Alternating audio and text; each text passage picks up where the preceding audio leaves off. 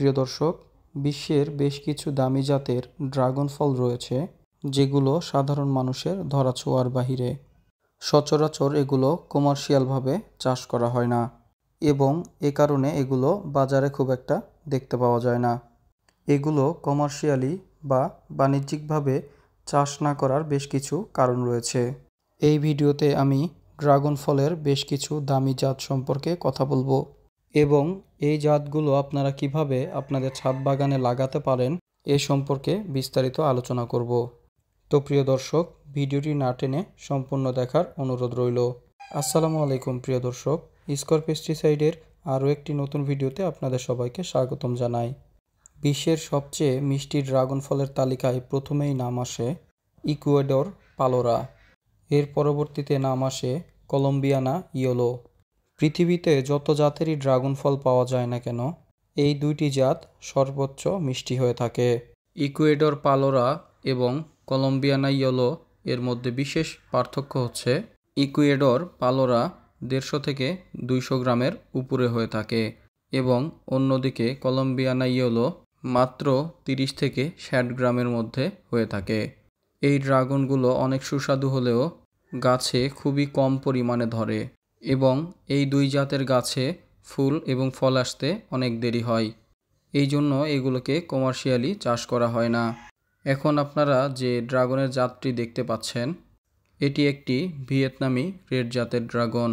এই জাতের ড্রাগন অনেক সুস্বাদু এবং এর ভিতরে লাল হয়ে থাকে। অবশ্য এই জাতটিকে কম বেশি কমার্শিয়ালি চাষ করা হয়। এখন আপনারা ভিডিওতে যে ড্রাগন ফলটি দেখতে পাচ্ছেন, এটি মূলত একটি হাইব্রিড হোয়াইট জাতের ড্রাগন ফল। এ জাতের ড্রাগন ফলের বাহিরের অংশ গোলাপি হলেও ভিতরের অংশটা সম্পূর্ণ সাদা। যদিও বা এটি একটি পরপরাগায়িত জাত, অর্থাৎ এই ড্রাগন গাছের ফুলকে হ্যান্ড পলিনেশন করে দিতে হয়, তবে এটি একটি অত্যন্ত সুস্বাদু জাতের ড্রাগন ফল। আপনারা চাইলে এটিকে বাড়ির ছাদ বাগানে লাগাতে পারেন। আপনারা ভিডিওতে এখন যে জাতটি দেখতে পাচ্ছেন, এটি মূলত জাম্বু রেড জাতের ড্রাগন। এটি একটি কমার্শিয়াল জাত, তবে আপনারা চাইলে বাড়ির ছাদ বাগানে এটি লাগাতে পারেন।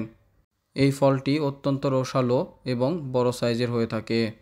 আমি আমার ছাদ বাগানে বেশ কিছু জাতের ড্রাগন ফল লাগিয়েছি। এর মধ্যে উল্লেখযোগ্য কিছু জাত হলো ইকুয়েডর পালোরা, কলম্বিয়ানা ইয়েলো এবং ফ্রাঙ্কিশ রেড।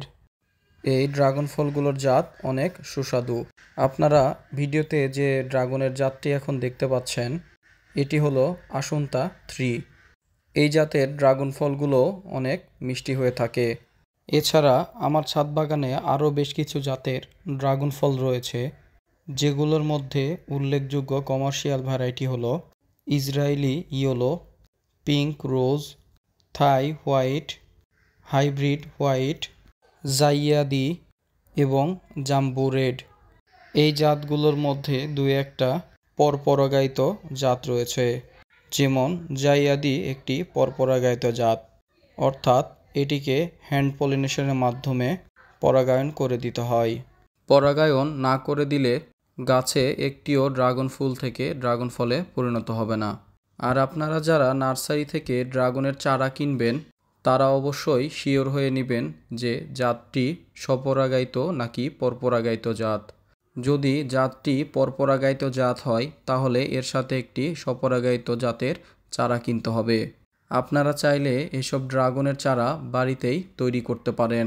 কিভাবে তৈরি করবেন এ সম্পর্কে বিস্তারিত ভিডিও পেতে চাইলে অবশ্যই কমেন্ট বক্সে কমেন্ট করুন। ইনশাআল্লাহ আমি চেষ্টা করব ড্রাগনের চারা কিভাবে তৈরি করতে হয় সেই সম্পর্কে একটি ভিডিও নিয়ে আসতে। প্রিয় দর্শক, আপনার পরিবারের পুষ্টির চাহিদা মাথায় রেখে আপনারা বাসায় দু একটি ড্রাগনের গাছ লাগাতে পারেন।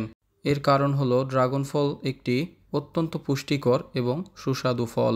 তো প্রিয় দর্শক, ভিডিওটি যদি আপনাদের কাছে ভালো লাগে, তাহলে অবশ্যই স্কয়ার পেস্টিসাইড ইউটিউব চ্যানেলটিকে সাবস্ক্রাইব করার অনুরোধ রইল। তো প্রিয় দর্শক, দেখা হবে নতুন কোনো ভিডিও নিয়ে। ততদিন সবাই ভালো থাকবেন। আল্লাহ হাফেজ।